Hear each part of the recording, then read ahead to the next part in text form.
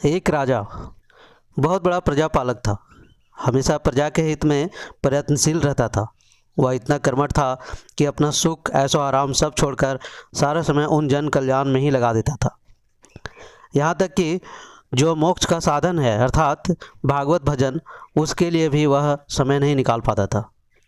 एक सुबह राजा वन की तरफ भ्रमण करने के लिए जा रहा था कि उसे एक देव के दर्शन हुए।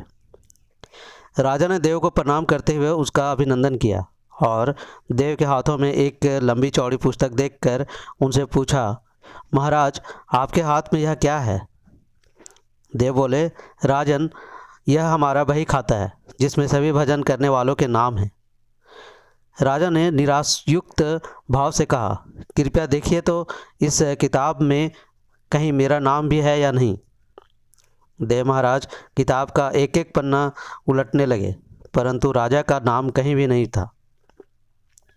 राजा ने देव को चिंतित देखकर कहा, महाराज आप चिंतित ना हो, आपके ढूंढने में कोई भी कमी नहीं है। वास्तव में ये मेरा दुर्भाग्य है कि मैं भजन कीर्तन के लिए समय नहीं निकाल पाता और इसीलिए मेरा नाम यहाँ नहीं है। उसी दिन राजा ने एक मन में आत्मग्लानि सी उत्पन्न हुई, लेकिन उसके बावजूद उन्होंने ऐसे नज़रअंदाज कर दिया और पुनः परोपकार की भावना के लिए दूसरों की सेवा करने में लग गए। कुछ दिन बाद राजा फिर सुबह वन की तरफ टहलने के लिए निकले तो उन्हें वही देव महाराज के दर्शन हुए। इस बार भी उनके हाथ में एक पुस्तक थी। इस पुस्तक के रंग और आकार में बहुत भेद था और यह पहली वाली से काफ़ी छोटी भी थी। राजा ने फिर उनसे प्रणाम करते हुए पूछा, महाराज आज कौन सा बही खाता आपके हाथों में लिया हुआ है?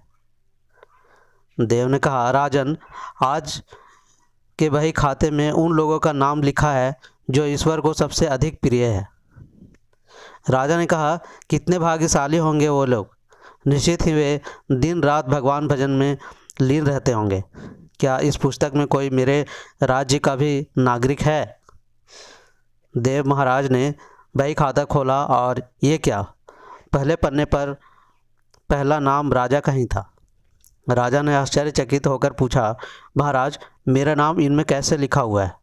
मैं तो मंदिर भी कभी कभार ही जाता हूँ। देव ने कहा, राजन इसमें आश्चर्य की क्या बात है?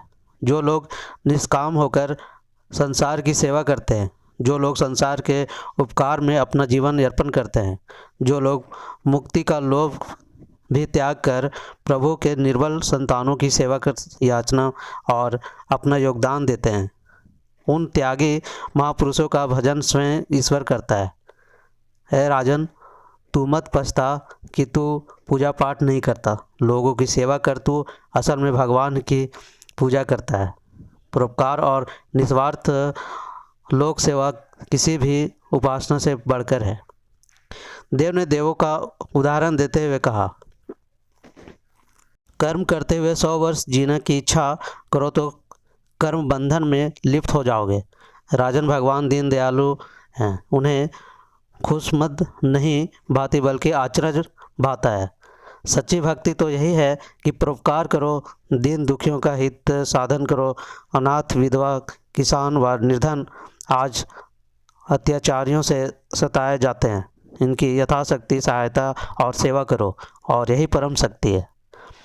राजा जो आज देव के माध्यम से बहुत बड़ा ज्ञान मिल चुका था और अब राजा भी समझ गया था कि परोपकार से बड़ा कुछ भी नहीं होता और जो परोपकार करते हैं वही भगवान से सबसे प्रिय होते हैं। तो ये थी आज की कहानी। कैसे लगे अपने दोस्तों के साथ शेयर कीजिए और कमेंट में ज़रूर बताइए। मिलते हैं एक ऐसे ही नई कहानी के साथ, तब तक के लिए धन्यवाद।